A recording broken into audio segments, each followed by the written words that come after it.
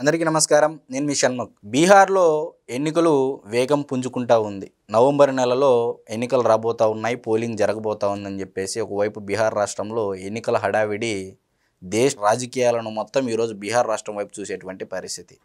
మరి ఒకసారి బీహార్ రాష్ట్రంలో ప్రధానంగా ఉన్నటువంటి పార్టీలు, అక్కడ పోటీ చేసేటువంటి పార్టీలు కానీ ఎలక్షన్లో చూసినట్లయితే బీజేపీ, భారతీయ జనతా పార్టీ, మరి జేడీయూ, మరి అదేవిధంగా ఆర్జేడీ, అదేవిధంగా కాంగ్రెస్, వామపక్షాలు, మరి ఇంకొక కొత్త పార్టీ గురించి మనం చెప్పుకోవాల్సినటువంటి అవసరం ఎంతైనా ఉంది. ఈరోజు జనసురాజ్ పార్టీ ఫౌండర్ ఇతను ఎవరో కాదు, మీ అందరికీ సుపరిచితుడే. ఇతని గురించి చెప్పాలి అంటే ప్రశాంత్ కిషోర్. మీకు ఇప్పటికే అన్ని విషయాలు గుర్తుకు వచ్చి ఉంటాయి. ఆంధ్రప్రదేశ్ రాష్ట్రంలో కుల మత ప్రాంతాల పేరుతో ఆంధ్రప్రదేశ్ రాష్ట్ర ప్రజలలో విద్వేషము, ద్వేషము, కులోన్మాదము, మతోన్మాదము, ప్రాంతీయ ఉన్మాదాన్ని ప్రజల మనసులేకి విషబీజాలు నాటడంలో ఇతను మించిన సిద్ధహస్తుడు లేడు అనేది జగన్మోహన్ రెడ్డి గారి గెలిచిన తర్వాత రాష్ట్ర ప్రజలందరికీ అర్థమైనటువంటి వాస్తవం. మరి ఇతను ఏ విధంగా వ్యూహకర్తగా వ్యవహరిస్తాడు అనేది మీ అందరికీ తెలుసు.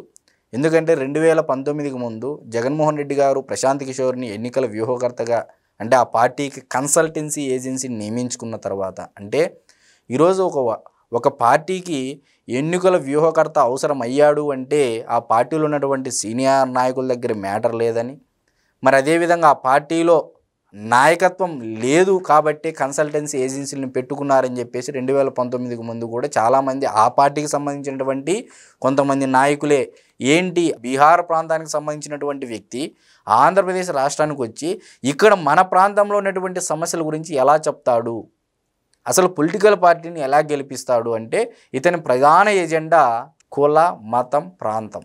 ఈ మూడే తన యొక్క ప్రధాన ఎజెండా. ఇకపోతే ఈరోజు బీహార్ రాష్ట్ర ఎన్నికల గురించి మనం మాట్లాడుకున్నట్టయితే మరి బీజేపీ ప్లస్ జేడీయూ అనేది ఎన్డీఏ కూటమి, మరి అదేవిధంగా మహాగఠబంధన్ కాంగ్రెస్ పార్టీ, వామపక్షాలు, ఆర్జేడీ, మరి ఈ రెండు కూటముల మధ్య ఇప్పుడు తన వైపు మలుచుకోవాలి, ఇక్కడ ఒక వ్యాక్యూమ్ ఉంది, ఒక శూన్యం ఉంది, ఇదంతా నా వైపు మలుచుకోవాలన్న ఒక ఉద్దేశంతో అతను ఒక జనసురాజ్ పార్టీ పెట్టడం జరిగింది.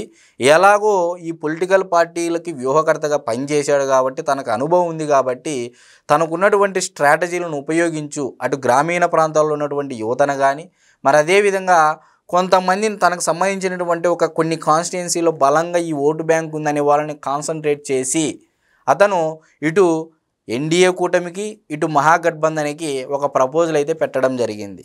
నాకు ఇన్ని సీట్లు ఇవ్వండి, ఇన్ని సీట్లు నా వరకు వదిలేసేయండి, నేను స్ట్రెంగ్తన్ చేసుకొని నా పార్టీకి సీట్లు తెచ్చుకుంటాను, మిగిలినటువంటి సీట్లలో నేను వీక్ క్యాండిడేట్లను పెడతాను, మీరు స్ట్రాంగ్ క్యాండిడేట్ పెట్టుకొని మీకు సపోర్ట్ చేస్తాను. అయితే ఏ సీట్లలో అయితే మా స్ట్రాంగ్ క్యాండిడేట్ పోటీ చేస్తున్నారో ఆ స్థానాలలో మటుకు ఖర్చు అంతా ఎవరైతే పెట్టుకుంటారో వాళ్ళకి నేను మొగ్గు చూపుతానన్నట్టుగా ఈరోజు బీహార్ రాష్ట్రంలో జనసురాజ్ పార్టీ ఫౌండర్ అయినటువంటి ప్రశాంత్ కిషోర్ ఆఫర్ చేశారు.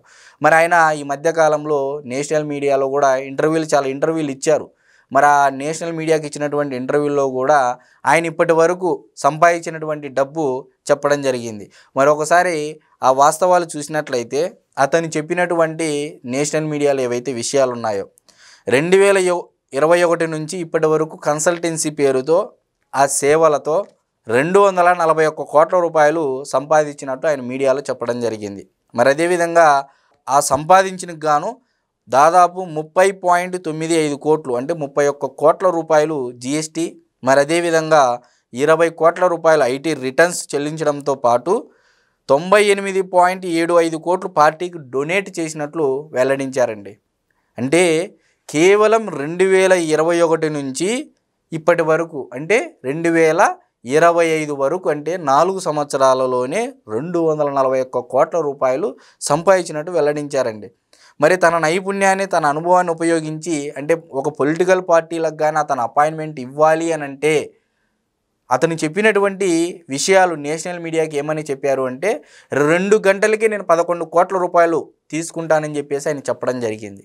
మరి ఈ స్థాయిలో దేశంలో ఉన్నటువంటి పొలిటికల్ పార్టీల యొక్క సిద్ధాంతాలను భ్రష్టు పట్టించి కేవలం జనాల యొక్క సైకాలజీతో ఏ ప్రాంతంలో ఏ చర్చ ఉంది, అక్కడ ఏ కులాన్ని ఉపయోగించాలి, ఏ మతాన్ని ఉపయోగించాలి, ఏ ప్రాంతీయవాదాన్ని తెరపైకి తేవాలని ఒక దుష్ట సాంప్రదాయాన్ని ఈరోజు ప్రతి ఒక్క రాష్ట్రంలో అతను ఎక్కడైతే ఎన్నికల వ్యూహకర్తగా పనిచేశాడో ఆ రాష్ట్రాలలో విషబీజాలను నాటి వెళ్ళినటువంటి మహానుభావుడు ప్రశాంత్ కిషోర్ అయితే మనం ఖచ్చితంగా చెప్పవచ్చు. మరి ఇతను కింగ్ మేకర్ అనేది, ఎందుకంటే ఈరోజు కింగ్ను కూర్చోబెట్టాలంటే ఇతని ద్వారానే అవుతుంది కాబట్టి 2-3 రాష్ట్రాల్లో ఇది జరిగింది కాబట్టి మరి కింగ్ మేకరు ఈరోజు కింగ్ కాలేడు బీహార్ రాష్ట్రంలో అని చెప్పేసి చాలామంది ఆరోపిస్తూ ఉన్నారు. మరొక వైపు పెరట్లోని చెట్టు వైద్యానికి పనికిరాదు అన్నట్లు ఇప్పుడు ఇతను పొలిటికల్ పార్టీలకి పని చేసేటువంటి దాంట్లో నిపుణుడే కానీ పొలిటికల్ పార్టీ పెట్టి సక్సెస్ కాలేడు అని చెప్పేసి చాలామంది ఈ మధ్య ప్రధాన మీడియాలో కూడా మనం వింటూ ఉన్నాం. కాబట్టి మరి ఈ పెరట్లో చెట్టు ఇంటి వైద్యానికి పనికి వస్తుందా రాదా? మరి ఈ పెరట్లో చెట్టే మిగిలినటువంటి రాష్ట్రాల్లో ఉన్నటువంటి పొలిటికల్ పార్టీలకు వైద్యానికి అయితే బాగా ఉపయోగపడింది. మరి తన సొంత వైద్యానికి ఇది పనికి వస్తుందా రాదా అనేది మనం చూడాలి. మరి ఈరోజు మరొక వైపు కాంగ్రెస్ పార్టీ ఏమో ఓట్ చోరీ అని చెప్పేసి ఉధృతంగా బీహార్ రాష్ట్రంలో చేస్తూ ఉంది. దాదాపు 65 లక్షల ఓట్లు తీసేశారు అని చెప్పేసి ఈరోజు election commission of India versus Congress పార్టీగా నడిచినటువంటి సందర్భాలు గత 10 రోజుల నుంచి మనం చూస్తూనే ఉన్నాం. మరొక వైపు భారతీయ జనతా పార్టీ ఆల్రెడీ బీహార్ రాష్ట్రంలో ఉన్నటువంటి అవినీతి కానీ, నిరుద్యోగం కానీ, లేకపోతే అక్కడ ఉన్నటువంటి సంక్షేమ పరంగా కానీ, అక్కడ నాయకుల తీరును కానీ ఒకవైపు ఎండగడుతూ భారతీయ జనతా పార్టీ కూడా దూసుకొని వెళ్ళేటువంటి పరిస్థితి. మరొక వైపు ఆర్జేడీ లోకల్ పార్టీనే, మరొక వైపు జేడీయూ. మరి ముస్లిం ఓట్లు ఎవరికి వెళతాయి?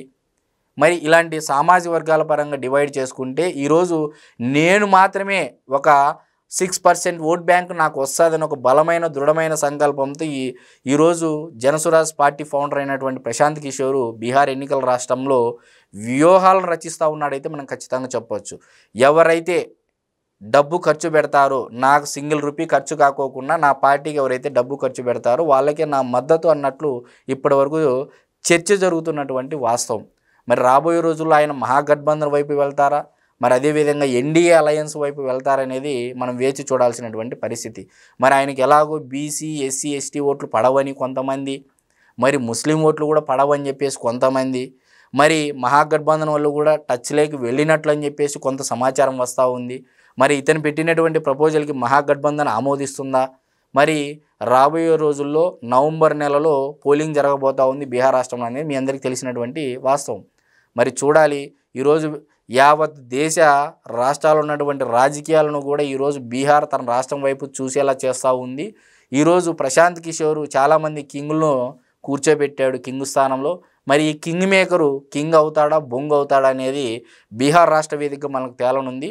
మరి అతి తొందరలో నవంబర్ నెలలో ఏదో నిజం తేలిపోనుంది. నమస్కారం.